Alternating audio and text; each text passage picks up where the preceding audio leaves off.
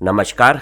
हनुमानगढ़ राजस्थान से मैं आनंद जैन आप सभी का श्रीदेवी क्लासेज यूट्यूब चैनल पर स्वागत करता हूं, जहां हम विज्ञान, इंजीनियरिंग और आर्किटेक्चर विषयों में विषय समझ को बेहतर बनाते हैं और रुचियों को जागृत करते हैं। आज हमारी प्लेलिस्ट ग्रीन बिल्डिंग्स में जानते हैं पर्यावरण की दृष्टि से टिकाऊ या स्थिर वास्तुकला में, सस्टेनेबल आर्किटेक्चर में बिल्डिंग फॉर्म, भवन के प्रारूप का क्या महत्व है। आज हम बिल्डिंग फॉर्म के बारे में समझेंगे और वो किस तरह से ग्रीन बिल्डिंग में इन्वायरमेंटल सस्टेनेबल, पर्यावरण की दृष्टि से टिकाऊ अभिकल्पना में मदद करता है। तो शुरू करते हैं building form in sustainable architecture. पूरे विश्व में अलग अलग सेक्टर में ऊर्जा की आवश्यकताओं के लिए जब जीवाश्म ईंधनों का दहन किया जाता है तो मानव जनित तरीकों से कार्बन डाइऑक्साइड का उत्सर्जन वातावरण में हो रहा है।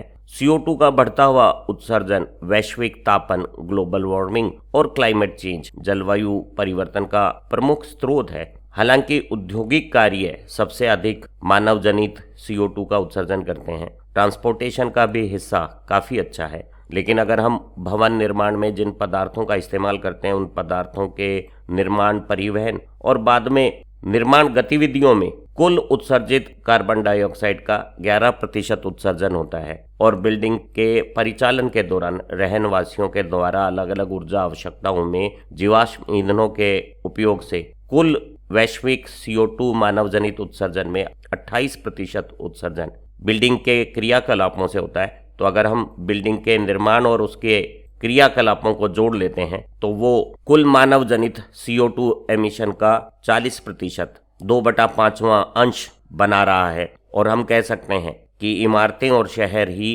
पूरे विश्व में वैश्विक तापन और जलवायु परिवर्तन के प्रमुख कारण बन गए हैं। पिछले दिनों लगातार वैश्विक जनसंख्या में वृद्धि हुई है, शहरीकरण और जीवन स्तर में भी विकास हुआ है और इन सब कारणों से जीवाश्म ईंधनों का उपयोग बढ़ने से CO2 की उत्सर्जन की मात्रा भी लगातार बढ़ रही है। और इन कारणों से हम देख रहे हैं कि जो ध्रुवों पर हमारी ग्लेशियर पे जमी हुई बर्फ थी वो पिघलने लग गई है, समुद्र में जल का स्तर ऊंचा हो रहा है, बहुत तेज तूफान, बरसात या भीषण सूखे की स्थितियां आ रही है, हमारे खाद्यान्न उत्पादन की प्रक्रियाओं में परिवर्तन हो गया है और विश्व में खाद्य सुरक्षा को भी संकट आन पड़ा है। तो ऐसी स्थिति में सभी क्षेत्रों में, खासतौर से उद्योग और ट्रांसपोर्टेशन में CO2 एमिशन को तो कम करने की आवश्यकता है ही, साथ ही साथ भवनों का निर्माण, डिजाइन भी इस तरह से किया जाना चाहिए कि उनमें अधिक ऊर्जा दक्षता प्राप्त हो जावे और CO2 का जो उत्सर्जन में उनका योगदान है वो घट जावे।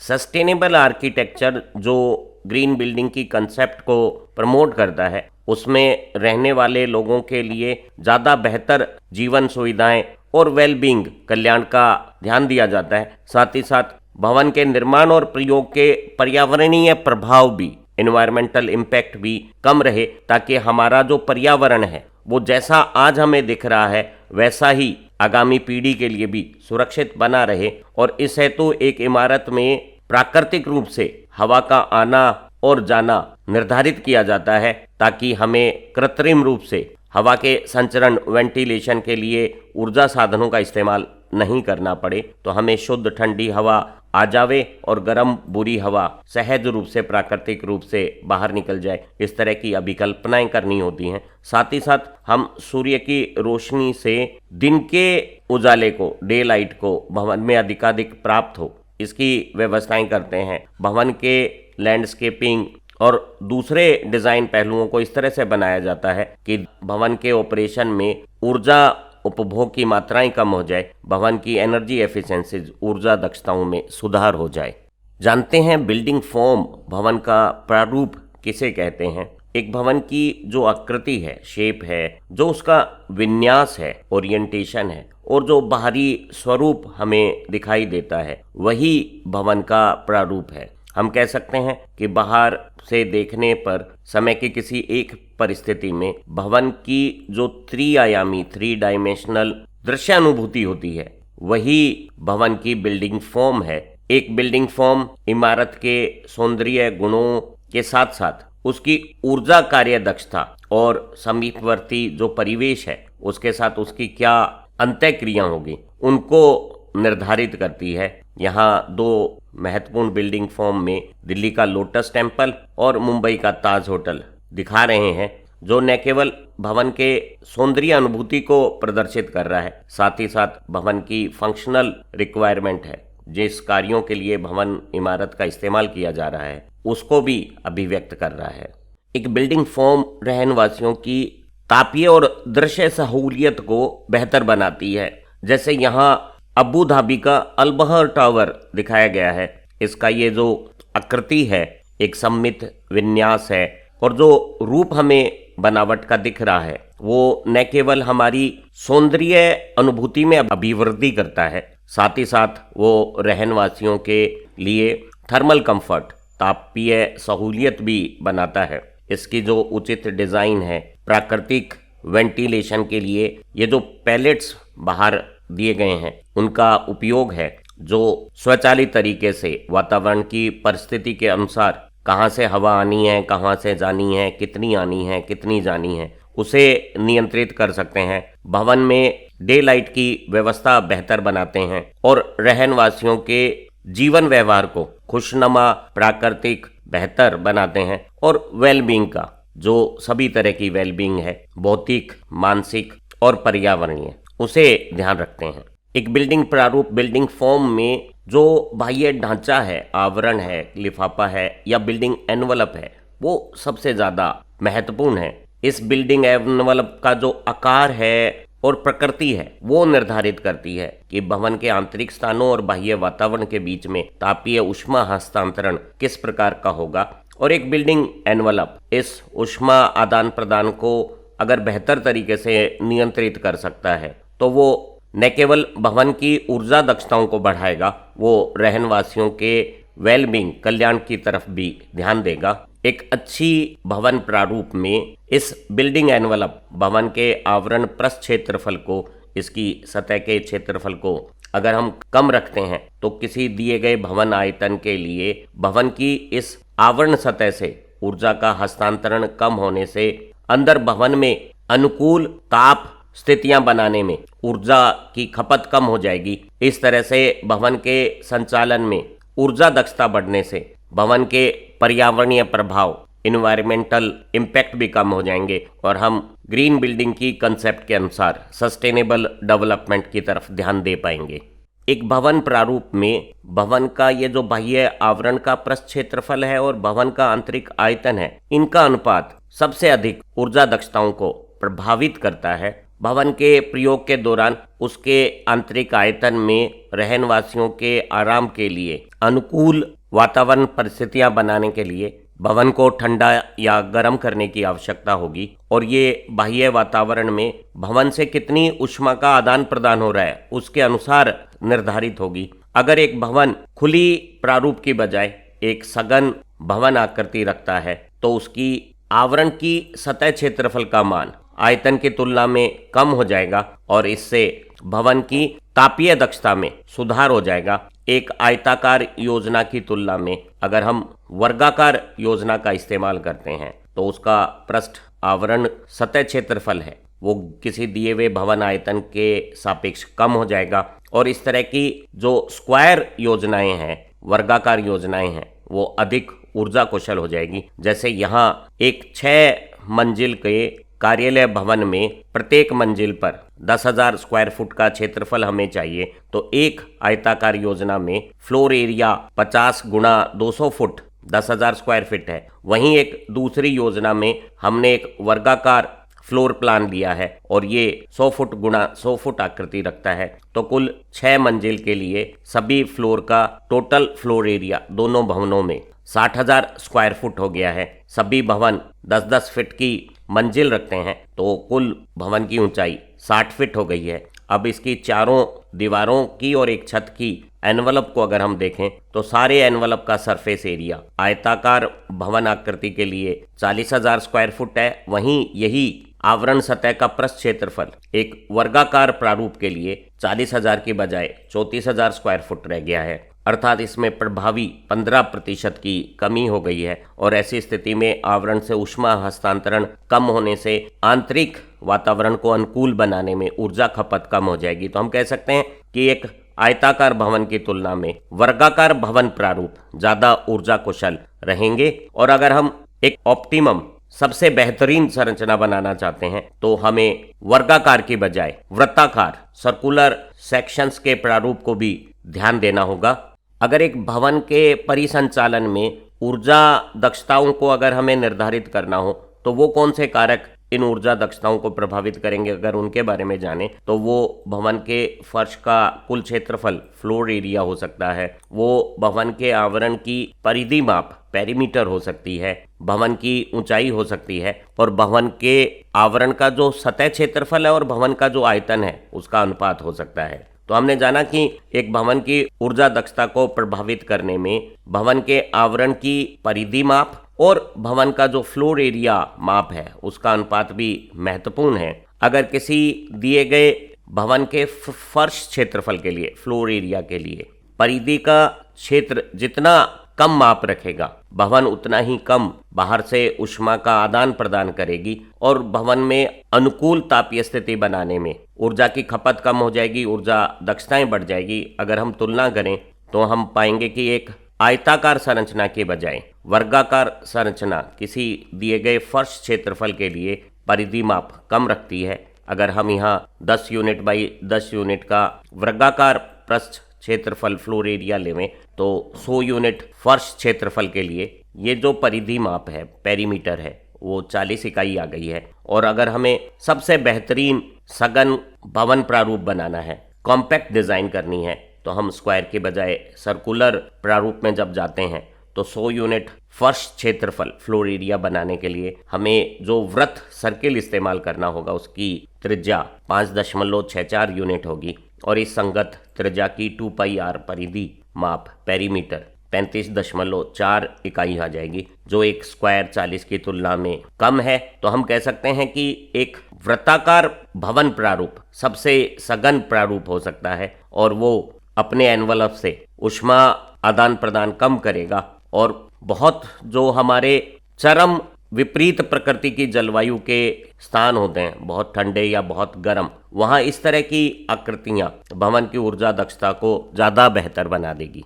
एक भवन का बिल्डिंग फॉर्म स्वरूप किस तरह का होगा, वो उसमें किस तरह के सामग्रियों का प्रयोग किया गया है, निर्माण तकनीकें किस तरह की ली गई है, उनसे भी प्रभावित होता है। और एक भवन प्रारूप भवन की संरचना को, कॉन्फ़िगरेशन को स्टेबिलिटी, स्थिरता और मजबूती प्रदान करता है।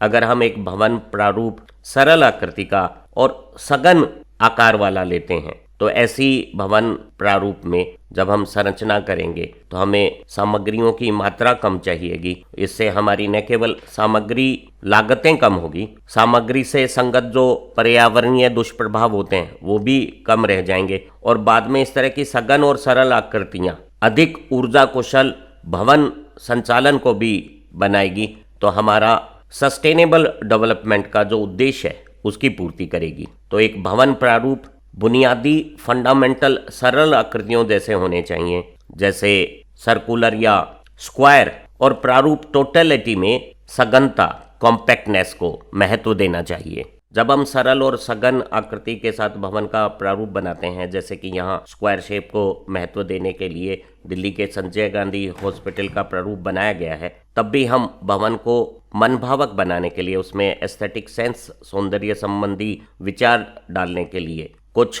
विशिष्ट आकृतियों और दृश्य तत्वों का इस्तेमाल कर सकते हैं। ध्यान रहे, जब हम किसी बिल्डिंग की फॉर्म का डिजाइन करते हैं तो वो उसकी कार्यात्मक जो आवश्यकताएं हैं, फंक्शनल रिक्वायरमेंट्स हैं, उनके अनुरूप होना चाहिए। एक आर्किटेक्ट में बहुत बड़ी कंसेप्ट है फॉर्म विथ फंक्शन। जो बिल्डिंग का कार्यात्मक व्यवहार है, फंक्शनलिटी है, और जो बिल्डिंग की फॉर्म है उसमें एक सामंजस्य होना जरूरी है। और इस हेतु बिल्डिंग अपने चारों तरफ के लैंडस्केप, परिदृश्य, जलवायु और जो दूसरे सोशल फैक्टर्स हैं, सामाजिक कारक हैं, उनका भी ध्यान रखे और अपने आसपास के वातावरण के ज़्यादा अनुरूप बिल्डिंग फॉर्म होनी चाहिए। एक भवन के निर्माण में किस तरह की निर्माण सामग्रियों का इस्तेमाल किया जाएगा, किस तरह की निर्माण तकनीकों का प्रयोग होगा, वो भी एक भवन के प्रारूप, बिल्डिंग फॉर्म को निर्धारित करने में महत्वपूर्ण है। अगर हम एक आरसीसी फ्रेम स्ट्रक्चर जैसा भवन बनाना चाहते हैं तो इसमें कुछ फ्लेक्सिबिलिटी है और हम भवन के प्रारूप को फ्लेक्सिबल तरीके से बना सकते हैं।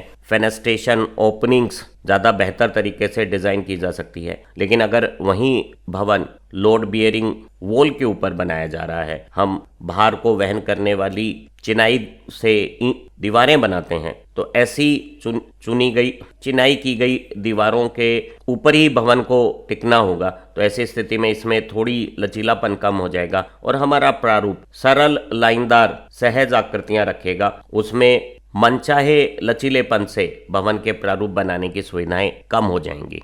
अलग अलग स्थापत्य शैलियों के अलग अलग भवन प्रारूप बिल्डिंग फॉर्म्स हो सकते हैं। तो बिल्डिंग फॉर्म है वो आर्किटेक्चर स्टाइल्स पर भी डिपेंड करती हैं, क्योंकि एक आर्किटेक्चर स्टाइल कोई विशिष्ट प्रकार के सांस्कृतिक या ऐतिहासिक संदर्भों के साथ जुड़ी होती है। तो उस स्थापत्य शैली का भवन प्रारूप अपनी कोई विशिष्ट सांस्कृतिक या ऐतिहासिक महत्ता रखता है। उदाहरण के तौर पे जो गोथिक वास्तुकला है, जो अपने इस तरह के नुकीले मेहराब या जो रिब्ड वॉल्ड होती है, जिसमें दो स्तंभों के आधार पे रिब बना के छत को टिकाया जा सकता है, उसके लिए जानी जाती है। जबकि जो आधुनिक वास्तुकला है, मॉडर्न जो आर्किटेक्चर फीचर्स है, उसमें बहुत ज़्यादा अलंकरण नहीं किया जाता है। उसमें अक्सर साफ सुथरी सरल रेखाएं द्वारा भवन को प्रारूप दिया जाता है।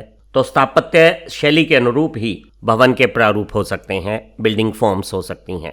एक हरित भवन में, ग्रीन बिल्डिंग में पारिस्थितिकी या प्रकृति अनुरूप जो टिकाऊ या स्थिर सस्टेनेबल भवन प्रारूप होते हैं, उनमें प्राकृतिक रूप से हवा के आवागमन वेंटिलेशन की व्यवस्थाएं होती हैं। और इस तरह से जब हम क्रॉस वेंटिलेशन की सुविधा खुले फ्रंटेशन और उपयुक्त खिड़कियों के अनुरूप या रोशनदान बनाकर करते हैं, आर पार आवागमन वायु का संचरण बनाते हैं, तो ऐसी स्थितियों में यांत्रिक रूप से heating, ventilation, air conditioning, load में कमी आ जाती है। भवन के संचालन के दौरान ऊर्जा खपत कम हो जाती है, ऊर्जाओं का संरक्षण होता है। अगर हम बेहतर अभिकल्पना के साथ खुले स्थान और खिड़की दरवाजे बनाते हैं, तो वो क्रॉस वेंटिलेशन को बढ़ावा दे सकते हैं। खिड़कियां और दरवाजों के स्थान, आकार, हवा के आने और जाने को जब सुगम बनाते हैं, तो फ्रेश ठंडी हवा भवन में आ सकती है। गर्म दूषित हवा भवन से बाहर प्राकृतिक रूप से जा सकती है।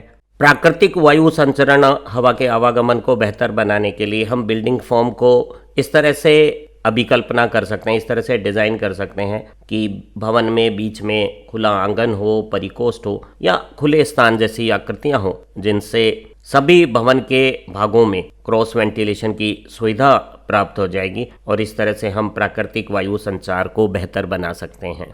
एक भवन में फेनेस्ट्रेशन डिज़ाइन, उसके एनवलप आवरण में खिड़कियों के स्थान, आकार और खिड़कियों में यांत्रिक रूप से नियंत्रण के संचालन की सुविधाओं को कहते हैं। अगर हम एक भवन में अच्छी तरह से आकृति और आकार की खिड़कियां और दरवाजे रखते हैं, तो भवन में प्राकृतिक रूप से गर्म दूषित हवा को बाहर निकाला जा सकता है और ताजी हवा को भी प्राकृतिक रूप से बिना किसी यांत्रिक युक्ति के खींचा जा सकता है। और इस हेतु अगर हम भवन में संचालन योग्य वेंट या लूवर्स का इस्तेमाल करते हैं, जिन्हें हम मैनुअली या स्वचालित तरीके से बंद या खोल सकते हैं, तो हमें वायु प्रवाह पर प्रभावी नियंत्रण भी प्राप्त हो जाएगा और हम वातावरण की परिस्थिति के अनुसार आंतरिक स्थल को अनुकूलित कर सकते हैं। एक भवन प्रारूप में अगर आवरण पर बढ़िया फेनेस्ट्रेशन डिजाइन की गई है, उचित प्रकार से दरवाजे खिड़कियों की व्यवस्था की गई है, तो हम दिन के प्रकाश का प्रभावी रूप से उपयोग कर सकते हैं। इससे न केवल कृत्रिम प्रकाश की आवश्यकता कम रहेगी, बल्कि भवन के रहनवासियों को प्राकृतिक रोशनी और वायु संचरण से स्वाभाविक रूप से आराम मिलेगा और उनके मानसिक मनोभाव में भी सुधार होगा। हम अच्छी तरह से विन्यासित और सही आकार की खिड़कियों से किसी भी भवन में दिन के प्रकाश की मात्रा को अधिकतम कर सकते हैं और डिजाइन करते समय उपयुक्त शेड वगैरह का इस्तेमाल करके हम अवांछनीय चौंध और ऊष्मा को भी रोक सकते हैं। भवन के वास्तुशिल्प में ऐसी विशेषताओं को शामिल कर सकते हैं जो प्राकृतिक प्रकाश को पुनर्निर्देशित करके, रीडायरेक्ट करके समुचित रूप से डिफ्यूज फैला देगा, ताकि पूरे भवन के कार्य क्षेत्र में समरूप रोशनी एक समान प्रतिदीप्ति स्तर वाली सुनिश्चित हो जाए और हम सभी प्रकार की चकाचौंध को भी रोक दें। भवन में दीवारों पे रोशनदान या छत में अटरियां आदि को शामिल करके हम इमारत के केंद्रीय भाग में भी प्राकृतिक रोशनी के प्रवेश को निर्धारित कर सकते हैं और इस तरह से हमारे भवन के उपयोग के दौरान दिन में कृत्रिम प्रकाश पर हमारी निर्भरता कम हो जाएगी।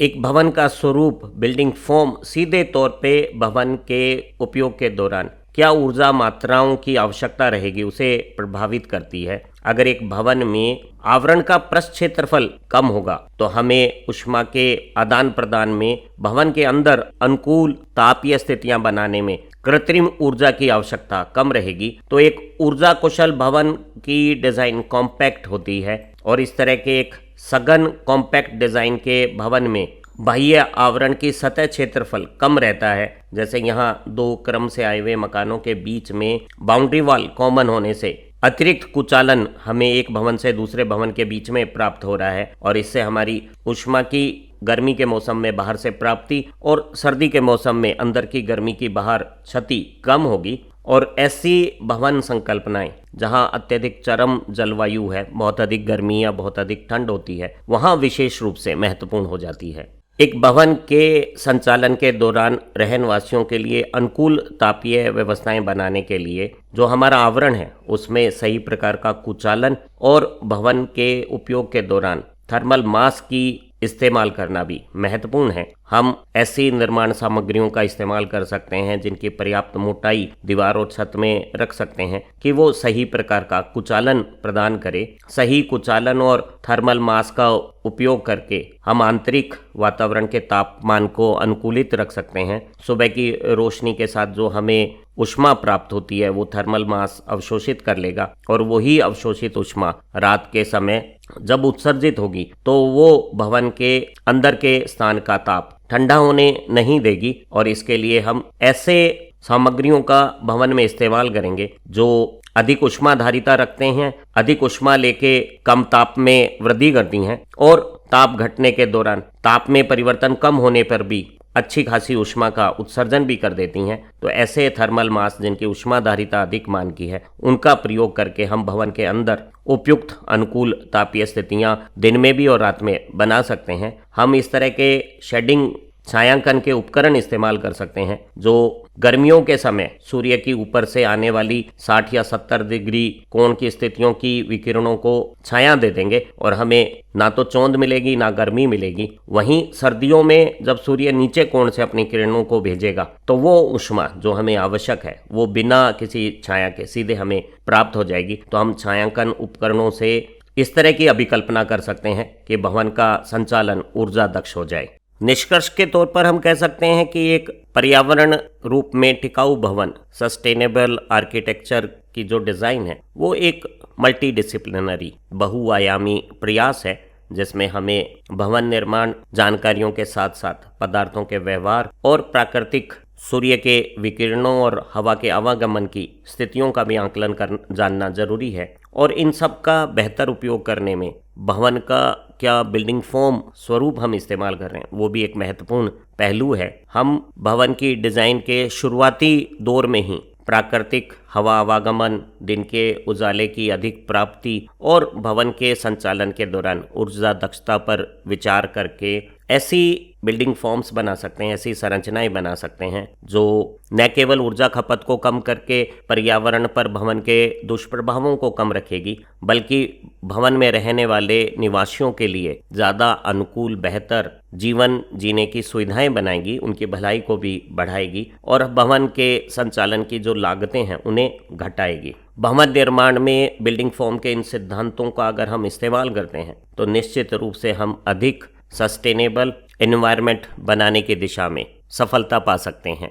उम्मीद है इस खूबसूरत लर्निंग वीडियो से आपको मातृभाषा हिंदी में वास्तुकला को समझने का एक अवसर मिला है और आपने बिल्डिंग फॉर्म भवन के प्रारूप या स्वरूप का भवन के संचालन में क्या असर होता है इसे ठीक से समझा होगा। हमारी इसी प्लेलिस्ट में दूसरी जो लर्निंग वीडियो है उससे आपकी ग्रीन बिल्डिंग की समझ बेहतर बनेगी और इन हिंदी में बनी हुई वीडियोस के इंग्लिश वर्जन भी आप देख सकते हैं। अगर आपको हमारा ये शैक्षणिक कार्य अच्छा लगता है तो इसे अपने दोस्तों के साथ साझा करें। आप अच्छा पढ़ें, तरक्की करें। Have nice time. Thank you very much.